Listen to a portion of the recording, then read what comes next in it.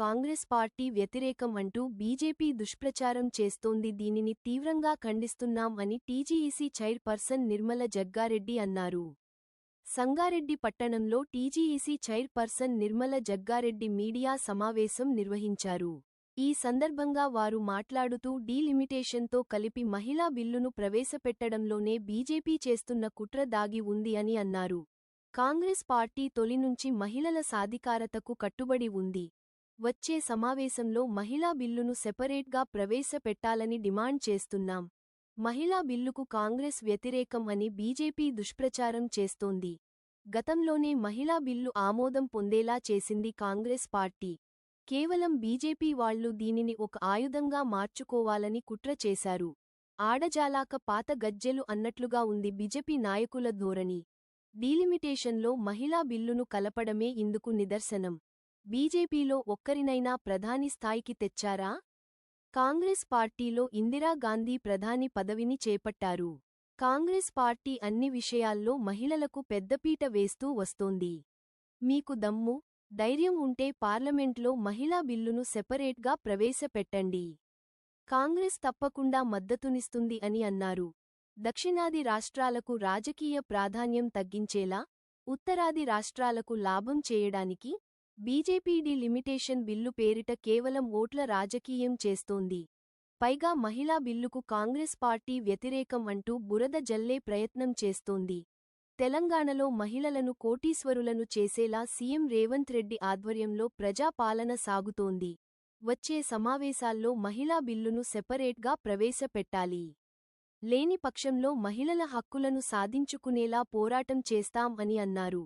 ఈ విలేకరుల సమావేశంలో Sadashivpet municipal chairperson Munipalli Anjamma, Sangareddy municipal chairperson Kuna Vanitha, Sadashivpet vice chairperson Sirisha, CDC chairman Ramreddy, Congress party senior నాయకులు మునిపల్లి సత్యనారాయణ, కూన సంతోష్, కిరణ్ గౌడ్, చిరు, సిద్దన్న, మోతీలాల్ నాయక్, బుచ్చి రాములు తదితరులు పాల్గొన్నారు. సంగారెడ్డి మున్సిపల్ చైర్మన్ సంతోష్ గారికి, సీడీసీ చైర్మన్ రామ్రెడ్డి గారికి, అలాగే మండల్ ప్రెసిడెంట్ మోతీలాల్ గారికి,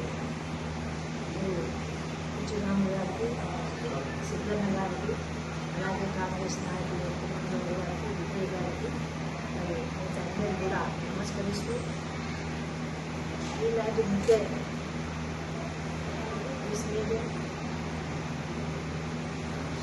జాతీయ కాంగ్రెస్ పార్టీ మహిళా బిల్లుకు వ్యతిరేకమైన బీజేపీ పార్టీ ఇచ్చిన ఉద్దేశాన్ని తిప్పికొట్టు మరి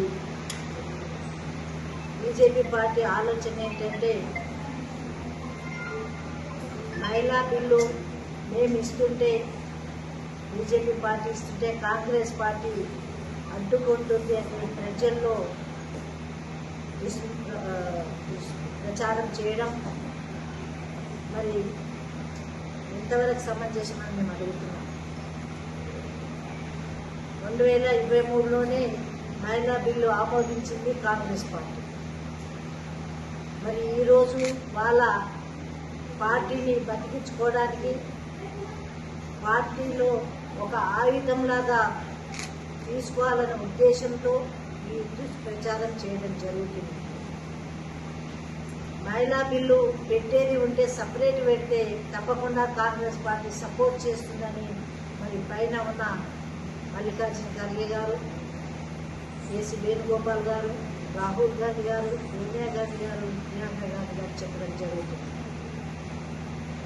ఇది ఎట్లా ఉందంటే ఆడజాలక పాత గజ్జలు అన్నట్టు వాళ్ళు చేయలేక ఏదో ఒక నెపం పెట్టడము, ప్రజల్లో ఏమిటంటే కాంగ్రెస్ అడ్డుకుంటుందని చెప్పడానికే మరి ఈ ప్రయత్నం చేస్తుంది. ఇది సరైనది కాదు అని కాంగ్రెస్ పార్టీ ఖండిస్తుంది. చిన్న రాష్ట్రాల్లో డీలిమిటేషన్ చేస్తే ఇబ్బంది అవుతుంది, మరి న్యాయం జరగదు అనే ఉద్దేశం కాంగ్రెస్ పార్టీ. దేశంలో ఉన్న అన్ని రాష్ట్రాల్లో మరి ఇది డీలిమిటేషన్ చేయడం మంచిదే, కానీ మరి మహిళా బిల్లులు కలపడం అనేది అది సరైనది కాదు. ఇది ఎప్పుడో ఆమోదించింది. మరి ఇప్పుడు బీజేపీ దీన్ని ముందు పెట్టుకొని డ్రామా ఆడుతుందనేది ప్రజలకు తెలియజేయడానికి ఉద్దేశం. బీజేపీ పార్టీ ప్రజలు మభ్యపెట్టడం, మరి ఓట్ల కోసం చేసే రాజకీయమే తప్ప ఇది ప్రజలకు న్యాయం జరుగుతుందా అన్యాయం జరుగుతుందా అనేది ఆలోచన లేకుండా ఈ బిల్లును ఈ విధంగా పెండింగ్ పెట్టడం జరిగింది. మరి ప్రధానమంత్రి గారు చేసిన రోజులు ఉన్నాయి.